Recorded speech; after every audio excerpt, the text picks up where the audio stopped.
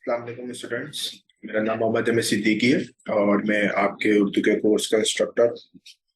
मैं we tuitions के platform से बात कर रहा हूँ, जो Pakistan first free of cost learning platform है, जहाँ पर आपको मुख्तलिफ किस्म के कोर्सेज अवेलेबल है हमारे प्लेटफॉर्म पे, वो भी फ्री ऑफ कॉस्ट।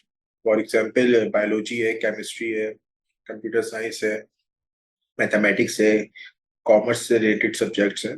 पूरी एक लिस्ट है हमारे पास सब्जेक्ट्स की, जो हमारी यूट्यूब चैनल पे भी और हमारी एक वेबसाइट है, वहाँ पे भी आपको अवेलेबल, वहाँ पे मिल जाएंगे आपको फ्री ऑफ कॉस्ट। तो और मैं हूँ जो हूँ आपको पढ़ाने वाला हूँ उर्दू का सेकंड चैप्टर है आज, सेकंड ईयर का सेकंड चैप्टर। तो लास्ट वीडियो में हमने फर्स्ट चैप्टर को डिस्कस किया था, नया कानून था।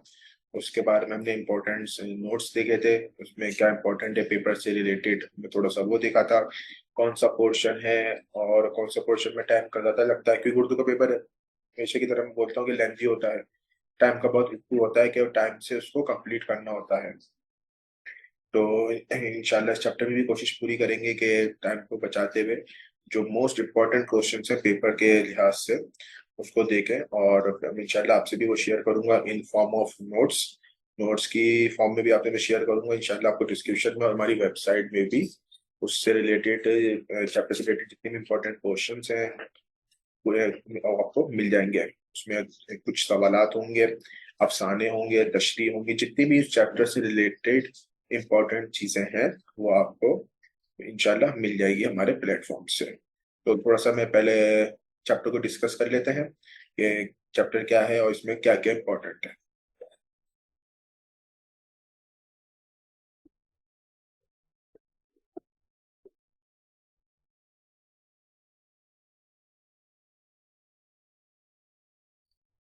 अच्छा, ये हमारा दूसरा सबक है। पहला सबक था नया कानून और ये दूसरा हमारा सबक है मुजस्सिमा। और इसके जो मुसन्निफ हैं वो हैं गुलाम अब्बास, और माखुज है वो जो उर्दू अफसाना है और अफसाना निगार। ये भी अफसाना निगार, बहुत नामवर अफसाना निगार थे उर्दू के अंदर। और इनकी शायरी से इनको पाकिस्तान में, बल्कि उर्दू के अंदर इनको बहुत अहमियत के हामिल है, बहुत अहमियत दी जाती है। इनके बहुत से ऐसे अफसाने हैं जो आज तक लोगों के लिए काम आते हैं, लोगों की याददाश्त में मौजूद हैं। तो इंशाल्लाह इसमें कुछ मैंने इंपॉर्टेंट, जो मोस्ट इंपॉर्टेंट थिंग्स होती है ना, मैंने वो स्लाइड्स में डाली है जो पेपर से रिलेटेड है, क्योंकि चैप्टर तो है, बहुत बड़ा चैप्टर है।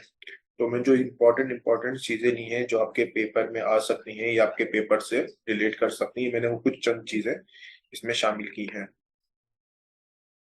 तो सबसे देखिए, ये जो हेडिंग है ना, इसकी हेडिंग भी एज अ सवाल भी आ सकती है, सवाल के तौर पे भी हम इसको देख सकते हैं पेपर में। लास्ट टाइम या सेकंड लास्ट टाइम भी पेपर में आते रहे हैं। तो मैंने जो सवालात तो उनको एज अ हेडिंग इस्तेमाल किया है ताकि आप लोगों को आसानी हो। एक तरीके से आपको सवाल भी याद हो जाएंगे और एक तरीके से आपको ये आसानी, हेडिंग हेडिंग के तौर पर आपको आसान तरीके से सवाल भी याद हो सकते हैं।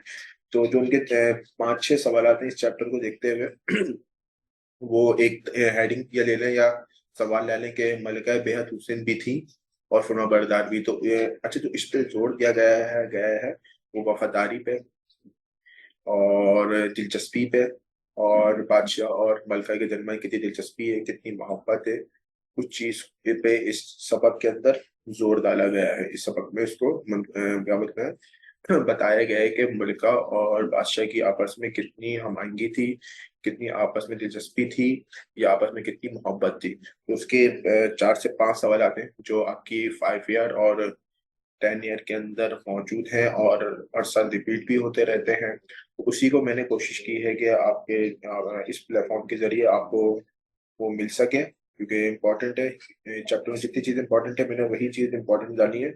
ये 5 6 हेडिंग्स हैं, जिसमें से मैं आपको दो एक एक करके बता भी देता हूँ। जैसे मैंने आपको पहले बताई कि मालिका बेहद हुसैन भी थी और फना बरदार भी, ये सवाल के तौर पे भी आता है, ठीक है, और एमसीक्यूज के तौर पे भी आ सकता है कि उल्फत रखता था या निहायत क्या थी, फर्माबरदार थी, हसीन थी, इस तरह के एमसीक्यूज भी बन के आ सकते हैं। और सवाल तो इससे रिलेटेड आते रहते हैं। अच्छा, उसके बाद जो हमारे पास दूसरी चीज थी वो थी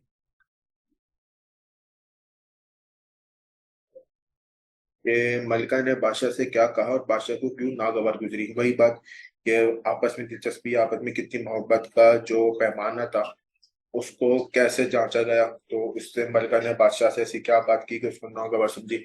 ये भी सवाल है, कह सकते हैं, कह सकते हैं, बल्कि सवाल ही है ये आपके बुक के अंदर। उसको मैंने एक एज अ हेडिंग दिया है यहाँ पर भी दोबारा, ताकि आप लोगों को याद रहे, क्योंकि हेडिंग याद करना आसान होती है, तो इसके जरिए आपको उसके सवाल भी याद हो जाएंगे और जवाब भी मैंने बहुत मुख्तसर दिया है और टूटी पॉइंट दिया है। क्योंकि आप उर्दू के पेपर में जितनी टूटी पॉइंट बात करते हैं उतनी ही ज्यादा आपके लिए कारामत साबित होती है। तो ये वही बात कि लेंथी बहुत पेपर होता है उर्दू का। अच्छा, उसके बाद मैंने तीसरी जो हेडिंग दी है वो भी ये कह सकते हैं कि सवाल है। और पढ़ के भी सुना देता हूँ मैं आपको क्या लिखा मैंने। पत्थर के मुजस्समे की किस चीज ने बादशाह को अपना गर्विदा बना लिया। यानी कि जब वो मलका से अपने रूठा, उनको उनकी बात नागवार समझी। जब वो जंगल में या उसमें सैर के लिए निकले तो उनको एक ऐसी क्या चीज थी, ऐसे क्या पत्थर मिला जिसने उसको गर्विदा कर दिया। इसमें भी मैंने बहुत टूटी पॉइंट बात की है, और जितना मैं कर सकता था शॉर्ट उतना मैंने करने की कोशिश की गई है, ताकि आप लोगों के लिए आसानी पैदा हो सके पेपर के लिए। अच्छा, उसके बाद जो हमारे पास चौथी हेडिंग है या चौथा सवाल भी है, क्योंकि इस चैप्टर में टोटल 5 क्वेश्चंस थे। तो उन 5 क्वेश्चंस को मैंने कोशिश करी है कि मैं उनको एज अ हेडिंग आप लोगों को दे सकूं, ताकि आसान हो जाए। एक तरीके से आपको चैप्टर भी याद हो जाएगा जिसमें सवाल आते हैं, क्योंकि शॉर्ट आंसर आंसर भी हर साल आते हैं, लेकिन कुछ चॉइसेस होती हैं, आप पे डिपेंड करता है कि आप करें या ना करें। लेकिन हमारा फर्ज था कि आपको बताना है कि इस चैप्टर में से कितने सवाल आ सकते हैं। तो मैंने उसको एक हेडिंग के फॉर्म में दिया ताकि आपको इजीली वो सवाल याद हो सके। अगर इस सवाल से रिलेटेड, इस चैप्टर से रिलेटेड कोई भी आपके पास सवाल आता है तो आपको हेडिंग याद हो, एटलीस्ट कम से कम आपको हेडिंग याद हो, तो आप उसके जरिए उस सवाल को हल कर सकते हैं। तो इसमें क्या हेडिंग थी हमारे पास, यह सवाल था कि मलका ने इस मुजस्समे को पहले दागदार और फिर पारा पारा क्यों किया।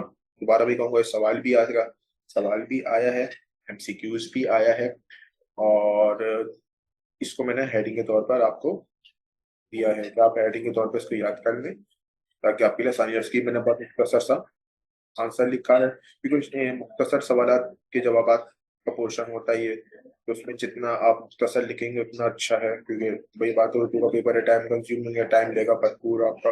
ये 3 घंटे में आपको मैनेज करना होता है, जिसमें 40 मिनट आपके 2022 से आपके एमसीक्यूज आ गए हैं, 40 नंबर के हैं और 40 मिनट के हैं। तो इसलिए पीछे आपके खाली 2 घंटे 20 मिनट ही या 40 मिनट जितने हैं उतने बचते हैं, आपके पास 20 मिनट बचते हैं।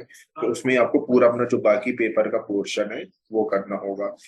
अच्छा, उसके बाद अब दोबारा अपनी स्लाइड की तरफ आ जाते हैं। जो हमारी आखिरी स्लाइड है, कि वही ये भी एक सवाल है, 5वां सवाल है जो आपकी बुक के अंदर कि वो कौन सा खास नुस्खा है जो परवरदिगार ने सबसे पेश किया गया।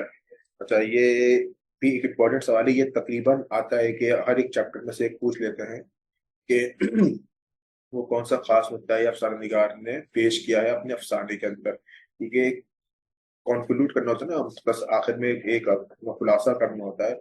तो वो पूछते हैं कि पूरा एक चैप्टर का नुक्ते नबाब होता है वो किस नजरिए के ऊपर होता है।